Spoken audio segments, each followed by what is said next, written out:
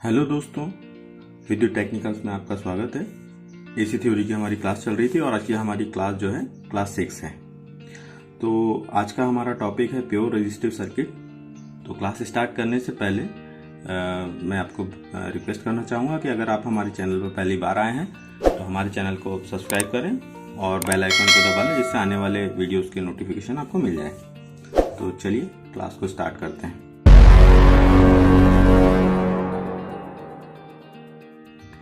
दोस्तों, आज का हमारा पहला टॉपिक है pure resistive circuit. Pure resistive circuit समझने से पहले दोस्तों हमें कुछ एसी के बेसिक एलिमेंट्स के बारे में समझना होगा। इसमें कौन कौन से एलिमेंट्स या कौन कौन से हमारे सर्किट कितने प्रकार के होते हैं। तो मेनली जो है 3 प्रकार के हमारे ये सर्किट्स होते हैं। पहला होता है आपका रेजिस्टिव सर्किट, दूसरा होता है आपका प्योरली इंडक्टिव सर्किट और एक होता है हमारा प्योरली कैपेसिटिव सर्किट। तो इनको सर्किट को समझने से पहले हमें तीनों एलिमेंट्स के बारे में समझना होगा कि हमारा जो रेजिस्टेंस है या इंडक्टर है या कैपेसिटर है, इनका बिहेवियर एसी के साथ में कैसा होता है।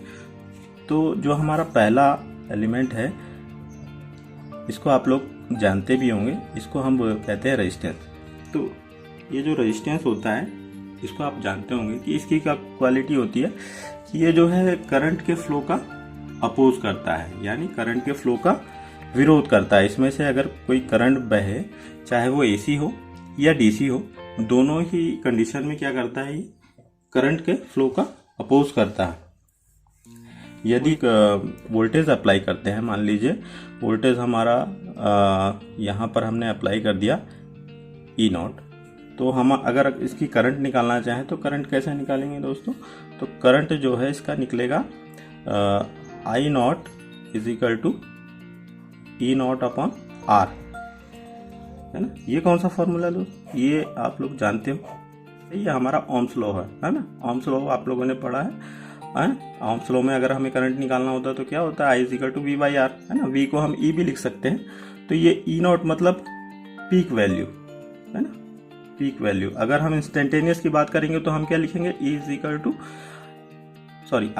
To E upon R। तो ये जो है हमारा रेजिस्टेंस है। तो रेजिस्टेंस क्या करता है दोस्तों, एसी फ्लो करवाएं चाहे उसमें डीसी में फ्लो करवाएं, दोनों ही कंडीशन में क्या करेगा, उसका अपोज करेगा, करंट फ्लो का अपोज करता है। दूसरा जो हमारा एलिमेंट है,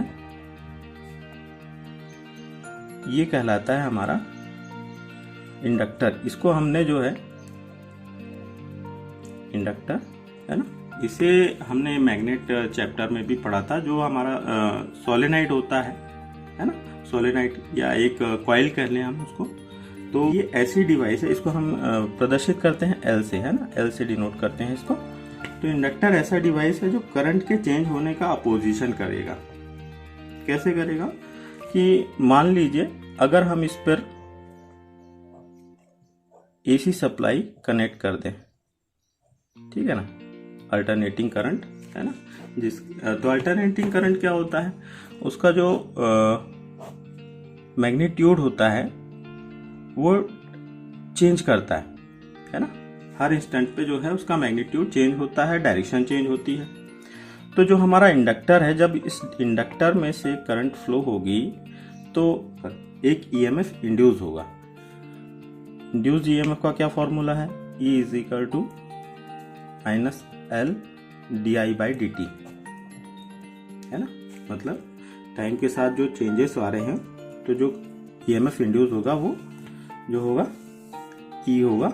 और ये जो इंड्यूस ईएमएफ होगा, ये जो इंड्यूस्ड ईएमएफ होगा, ये अप्लाई वोल्टेज का अपोज करता है दोस्तों। हमने मैग्नेट चैप्टर में पढ़ा है, लेंस का नियम क्या बोलता है, लेंस का नियम ये बोलता है कि इंड्यूस्ड हुआ ईएमएफ उस रीजन का अपोज करता है जिसके कारण वो प्रोड्यूस हुआ है ना, जिसके कारण उसका प्रोडक्शन हुआ है, उसी रीजन का वो अपोज करता है। तो अगर हमने इस पर एसी अप्लाई किया, यहाँ पर एक ईएमएफ बनेगा, जो ईएमएफ जो है इसका अपोज करेगा। कुल मिला के कहें हम तो जो इंडक्टर होता है उसमें से अगर हम एसी फ्लो करते हैं तो वो एसी का अपोज करता है। अगर हम उस पर डीसी अप्लाई करें तो डीसी के केस में क्या होगा दोस्तों, तो डीसी में देखा है हमने कि कोई चेंजेस नहीं होता है ना, ना उसका जो मैग्नीट्यूड है और डायरेक्शन है वो हमेशा सेम रहता है। तो इस कंडीशन में क्या होगा कि इसमें कोई भी ईएमएफ इंड्यूस नहीं होगा। हम अगर यहाँ अगर निकालें तो आप देखोगे कि जो di/dt है उसकी वैल्यू क्या होगी, वो होगी 0। अगर मल्टीप्लिकेशन L से कर दें तो ये हो जाएगा हमारा जो इंड्यूस जो ईएमएफ जो होगा वो 0 होगा। यानी यहाँ पर कोई भी ईएमएफ जो इंड्यूस नहीं होगा तो जो हमारा करंट है वो आसानी से फ्लो हो जाएगा, है ना। इंडक्टर की क्या क्वालिटी हुई कि ये एसी का अपोज करेगा और डीसी को फ्लो होने देगा। रेजिस्टेंस के केस में हमने देखा कि रेजिस्टेंस जो है एसी हो या डीसी हो, दोनों ही कंडीशन में क्या कर रहा था, वो करंट फ्लो का अपोज कर रहा था। तीसरा जो हमारा एलिमेंट है वो बिल्कुल इंडक्टर के अपोजिट होता है, इसको बोलते हैं हम कैपेसिटर। ऐसा डिवाइस है जो चार्ज को स्टोर करता है। यह हमारा कैपेसिटर है और इस पर हम एक डीसी वोल्टेज सोर्स, एक बैटरी अप्लाई कर दें, तब क्या होगा। तो इस कंडीशन में हम देखेंगे कि मान लीजिए ये हमारा पॉजिटिव है बैटरी का, ये नेगेटिव है। हमने इस पॉजिटिव को कैपेसिटर के एक टर्मिनल से, एक प्लेट से जोड़ दिया और नेगेटिव को दूसरे प्लेट से जोड़ दिया। तब जब यहाँ पर करंट फ्लो होगा तब क्या होगा, यहाँ पर ये पॉजिटिव है तो यहाँ पर पॉजिटिव चार्ज स्टोर होना चालू हो जाएंगे और सेम इसके अपोजिट डायरेक्शन में क्या होगा, यहाँ नेगेटिव चार्ज जो है स्टोर होंगे।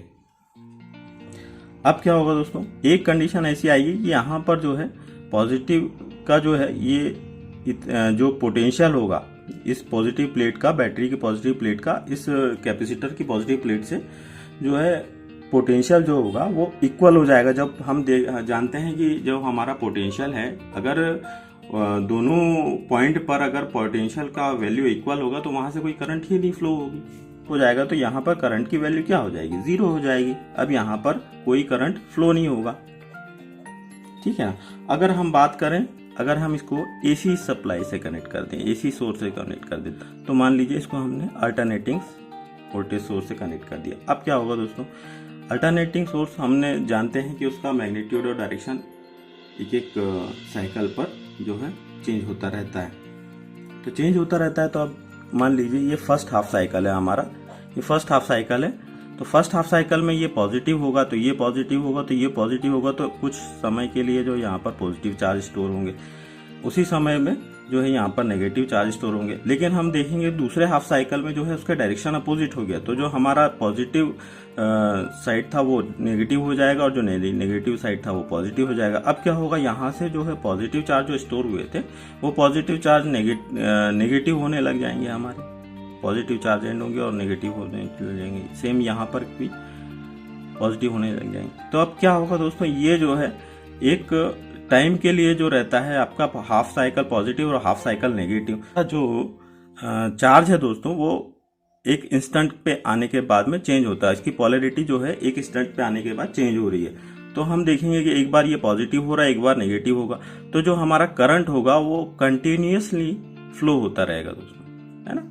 यहाँ पर क्या होगा कि जो हमारा करंट होगा एक बार पॉजिटिव एक बार नेगेटिव, तो ये जो हमारा कैपेसिटर है ये कंटिन्यूअसली जो है एसी को फ्लो होने देगा। जबकि हम डीसी में क्या देख रहे थे कि डीसी में एक कंडीशन के बाद में जो है आपका करंट फ्लो होना बंद हो जाता है। अगर मान लीजिए हम यहाँ पर एक लैंप कनेक्ट कर दें डीसी में, तो क्या होगा कि ये जो हमारा लैंप है ये कुछ समय के लिए तो जलेगा, लेकिन जैसे ही ये कैपेसिटर हमारा फुल्ली चार्ज हो जाएगा उसके बाद में से इसमें करंट फ्लो होना बंद हो जाएगी, तो जो हमारा लैंप है वो बुझ जाएगा। अगर हम एसी में देखें तो एसी में क्या हो रहा है, एक बार पॉजिटिव एक बार नेगेटिव, एक बार पॉजिटिव एक बार नेगेटिव, तो क्या होगा यहाँ से करंट जो है कंटिन्यूअसली फ्लो हो रही है, तो हमारा लैंप जो है वो हमेशा ग्लो करता रहेगा। तो ये जो है हमारे 3 एलिमेंट्स हैं दोस्तों, और ये एसी में क्या बिहेव करते हैं ये इस तरह से करते हैं। अब हम आ जाते हैं हमारे टॉपिक पर।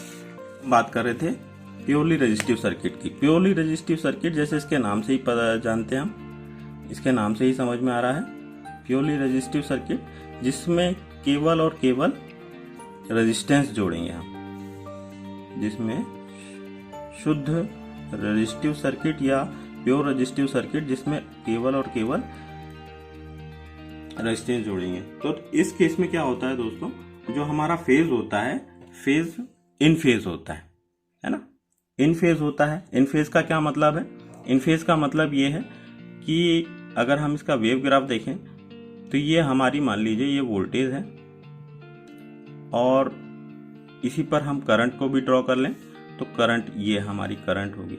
तो हम देखेंगे कि इन फेज में हमने पढ़ा था लास्ट क्लास में कि इन फेज में क्या होता है दोस्तों, जो हमारा वोल्टेज होता है और जो हमारा करंट होता है, दोनों जीरो, मैक्सिमम और जीरो पर एक समय पर ही पहुंचते हैं, है ना।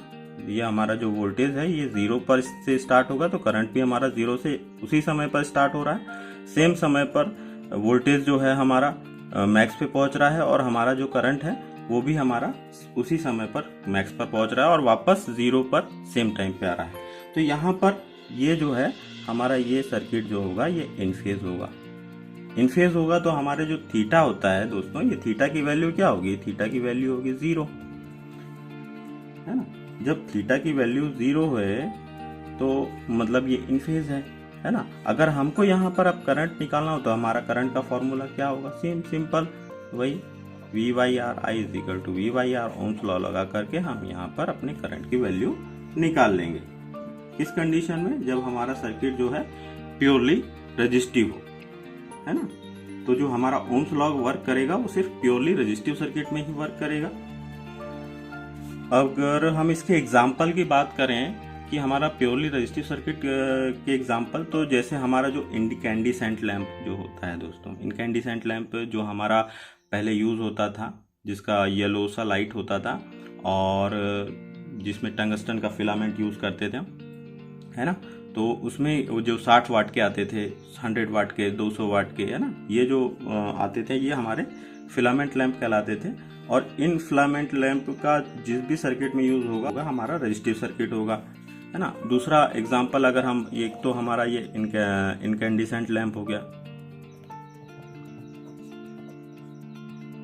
दूसरा एग्जांपल हम देखें तो कोई हीटिंग एलिमेंट जो होता है, हीटिंग उपकरण जिसको बोल सकते हैं हम, है ना, हीटिंग उपकरण जो है, हीटिंग इक्विपमेंट, वो जो है आपके रेजिस्टिव सर्किट के एग्जांपल है। उसके बाद वेक्टर डायग्राम की बात करें हम, तो वेक्टर डायग्राम हमारा कुछ इस तरह से बनेगा दोस्तों, जैसा कि हमने इन फेज में देखा था। इन फेज में क्या होता है, ये हमारी वोल्टेज है और ये हमारा करंट है, क्योंकि हमारे थीटा की वैल्यू क्या है, जीरो है, ठीक है। तो इसके बाद जो है हमारे टॉपिक है प्योर कैपेसिटिव सर्किट और प्योर इंडक्टिव सर्किट। तो ये हम नेक्स्ट क्लास में देखेंगे दोस्तों, ठीक है। आज के लिए थैंक यू।